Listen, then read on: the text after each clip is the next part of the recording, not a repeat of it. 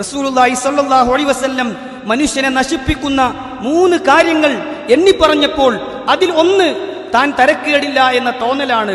അവിടുന്ന് പറഞ്ഞു, സലാസുൻ മുഹ്ലികാത്തുൻ, മനുഷ്യരെ നിങ്ങളെ നശിപ്പിച്ചു കളയുന്ന, നിങ്ങൾക്ക് നാശനഷ്ടങ്ങൾ വരുത്തി വെക്കുന്ന 3 കാര്യങ്ങളുണ്ട്. ഒന്ന് ശുഹ്ഉൻ മുതാഉൻ, അനുസരിച്ചു പോകുന്ന പിശുക്കാണ്. പിശുക്കൊക്കെ ഏത് മനുഷ്യന്റെ മുന്നിലും ഉണ്ടാകും. പക്ഷേ അതിനനുസരിച്ച് ഒന്നും ചെലവഴിക്കാതെ പിടിച്ചു വെക്കുന്ന മനുഷ്യൻ നശിച്ചു പോകും. രണ്ടാമതായി പറഞ്ഞു വഹവൻ മുത്തബഉൻ, പിൻപറ്റപ്പെടുന്ന ദേഹേച്ഛ. പല ആഗ്രഹങ്ങളും ഇച്ഛകളും മനുഷ്യന്റെ മനസ്സിൽ സ്വാഭാവികമായും വരും. പക്ഷേ അതിനെ പിൻപറ്റിയാൽ, അതിന്റെ പിന്നാലെ പോയാൽ മനുഷ്യൻ നശിച്ചു പോകും.